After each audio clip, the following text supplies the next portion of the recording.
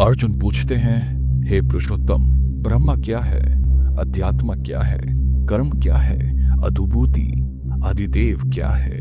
हे मधुसूदन, अध्यज्ञ कौन है इस शरीर में, और अंत समय में कैसे तुझे याद करे जिससे मुक्ति मिले। ब्रह्म का अर्थ है अक्षर, जो कभी न मिटने वाला। अध्यात्म का मतलब है आत्मा का स्वभाव। कर्मा वो क्रिया जो जीवन के उत्पत्ति में कारण बनते हैं। अधिभूत जो निशावर है। अधिदेव देवतों का रूप। और अधियज्ञ मैं खुद हूँ जो हर शरीर में स्थिर हूँ। वो व्यक्ति अंतिम समय में मुझे स्मरण करते हुए शरीर छोड़ता है, वो मुझे ही प्राप्त होता है, इसलिए इसमें कोई संदेह नहीं।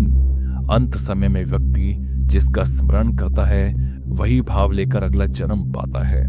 इसलिए अर्जुन, हर समय मुझे स्मरण करते हुए अपना कर्म करो, मुझ में मन और बुद्धि लगाओ, तो निश्चित रूप से मुझे प्राप्त कर लोगे। जो भक्त सदा अध्यास के साथ मुझ में मन लगाते हैं और अन्य किसी में नहीं भटकते, वो मुझे जरूर प्राप्त करते हैं। जो व्यक्ति अंत समय में उस पुरुष के स्मरण करते हैं जो सबसे प्राचीन, सबसे नियामिक, सबसे छोटा और सबसे बड़ा, सब कुछ धारण करने वाला, तेजों में अंधकार के पार है, वो उसको प्राप्त करते हैं। जो व्यक्ति मृत्यु के समय मन को स्थिर करता है, भक्ति और योग शांति के साथ प्राण को भ्रू माध्यम में स्थिर करता है और मुझे स्मरण करता है, वो मुझे उस दिव्य पुरुष को प्राप्त करता है जिसे वेद ज्ञान अक्षर ब्राह्मण कहते हैं, जिसमें वैरागी योगी प्रवेश करते हैं, जिसके लिए ब्रह्मचारी का पालन करते हैं। वो रहस्य में अब मैं बताता हूँ। जो योगी सब इंद्रियों को कंट्रोल करते हैं, मन को हृदय में स्थिर करते हैं और प्राण को भैरु मध्य में ले जाते हैं, वो योग धारण की स्थिति में स्थित हो जाते हैं। जो व्यक्ति ओम उच्चारण करते हुए मुझे स्मरण करता है और उसी भाव से शरीर त्यागता है, वो मेरी दिव्य गति को प्राप्त होता है। जो भक्त सदा मुझे बिना भटकाए याद करता है, मैं उसके लिए अत्यंत सुलभ हो जाता हूँ।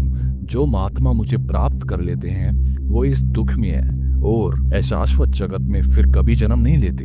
हे अर्जुन, ब्रह्मलोक से लेकर पृथ्वी तक सब लोग पुनः जन्म के चक्कर में हैं, पर जो मुझे प्राप्त करता है वो फिर जन्म नहीं लेता।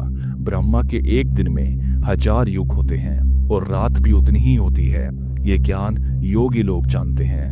ब्रह्मा के दिन में सब जीव प्रकट होते हैं अव्यक्त से, और रात के आने पर सभी उसी अव्यक्त में विलीन हो जाते हैं। उस अव्यक्त से भी एक परे अव्यक्त है जो अनाड़ी है और सब कुछ के मिट जाने पर भी नहीं मिटता।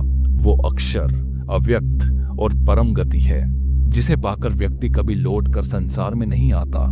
वही मेरा परम धर्म है। वो परम पुरुष सिर्फ एक निष्ठा भक्ति से प्राप्त होता है, जिसके अंदर सब स्थित हैं और जो सब में व्यापक हैं। हे अर्जुन, मैं अब तुझे वो कल बताता हूँ जिसमें योगी अगर स्थिर छोड़ते हैं तो मुक्ति मिलती है, और जिस समय छोड़ने से पुनर्जन्म होता है। जो योगी अग्नि, प्रकाश, शुक्ला पक्ष और उत्तरायण काल में शरीर त्यागते हैं, वो ब्रह्मा को प्राप्त करते हैं और पुनर्जन्म नहीं लेते।